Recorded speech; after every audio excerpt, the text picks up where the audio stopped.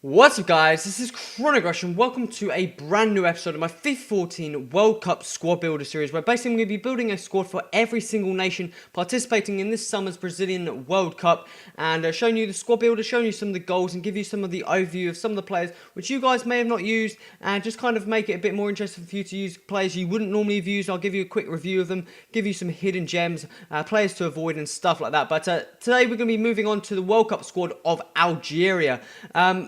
This squad, I'm going to say from the start, I'm missing the goalkeeper, and secondly, the names to pronounce on this squad are going to be humiliating for me because I won't be able to do it at all, and I'm sorry if I offend anyone because these are going to be absolutely ridiculously hard to pronounce. But let's get into the squad and the formation. So we're going to be doing the 4-3-3, the 4th version. I believe that is the one with the cam, and the main reason I thought I want as much attacking capability because the defence doesn't look too solid. But we're going to start off with in goal. And like I said, we have no goalkeeper. So let me quickly change the nationality to Algeria just to speed it up a bit. There it is.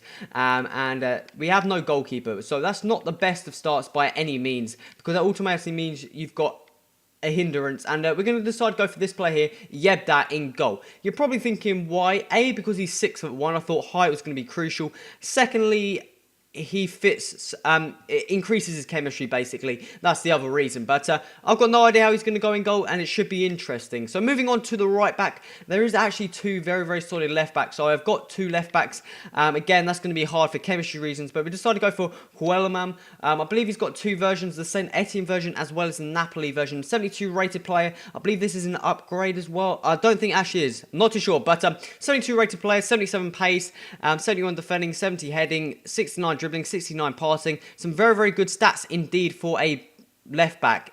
Shame about his pace.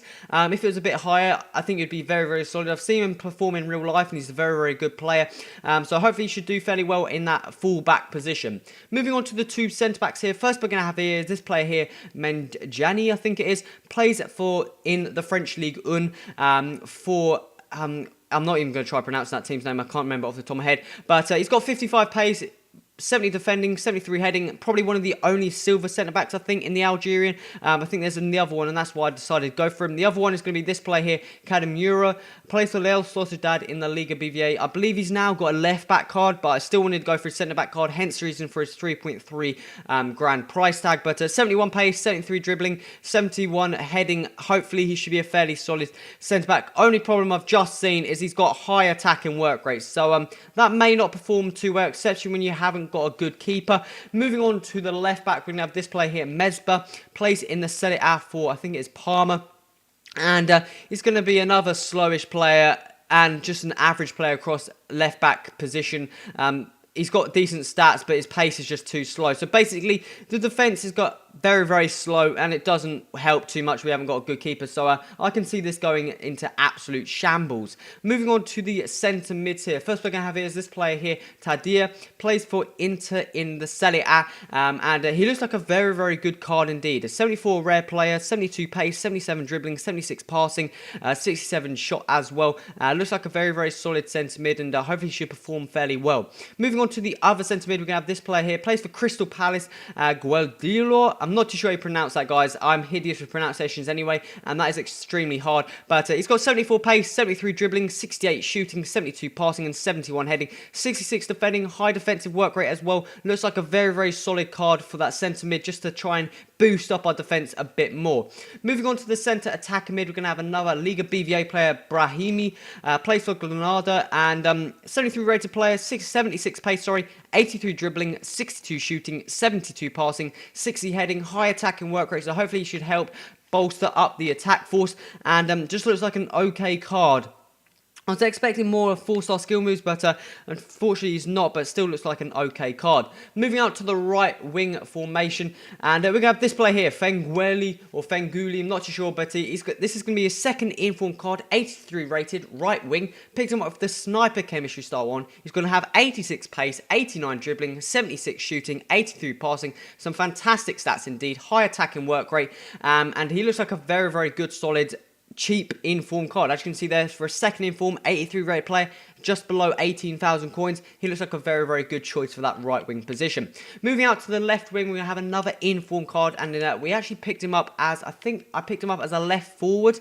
That was the only card I could buy at the time. It's going to be this player here, Kadir, the main reason is kind of there's not too many of him. He doesn't go for too much, but there's not too many of them just because he was a very, very early team of the week card, I think. But as you can see, there's 74 rated. I believe he is normally a cam, so move out to the left wing. Probably doesn't do too much, but it's 77 pace, 76 dribbling, 71 shooting, 74 passing. Those are some fantastic stats for any attacker. Shame about his work rates, but hopefully he should do fairly well in that left wing position. Moving on to the final player of the World Cup squad for Algeria. We're going to have the striker here, and it's going to be this player here, Jebure. I'm not too sure you pronounce that one again either. 77 rated non-rare gold player. He's going to have a 77 pace, 76 dribbling, 74 shooting, and 76 heading. 6'1", medium attacking, low defensive work rate. Probably not too good, but he has got a 4-star weak foot. So hopefully he's going to be one of those players that just, you know, gets the ball, plays it off to the wingers, wins the headers. I'm going to be using headers permanently in this squad, just because he's fairly solid at them, and also shooting, he should have a decent shot. But guys, that's the World Cup squad for Algeria. As you can see there, it looks okay if you look from the centre mids upwards.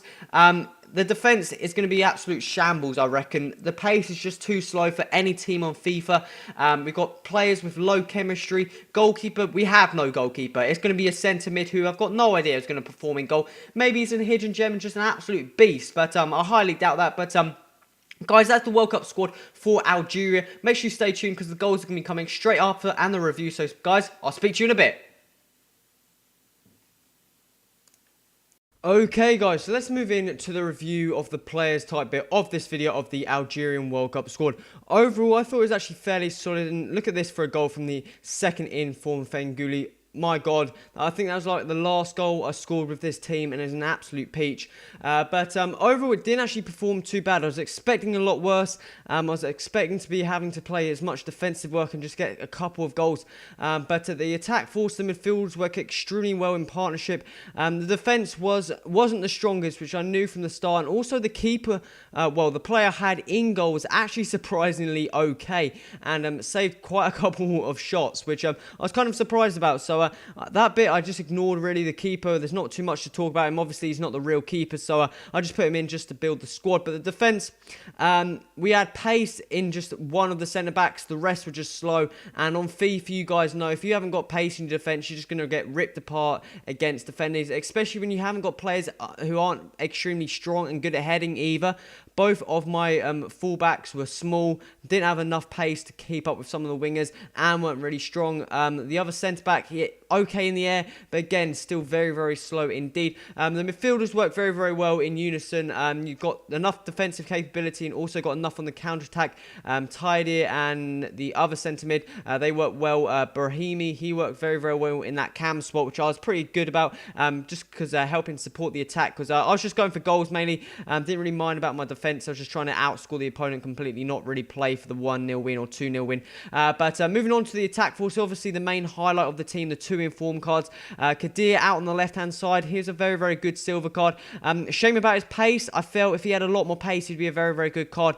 But you can only get so much from a silver inform player. If he had like 85 pace, he'd be a fantastic player.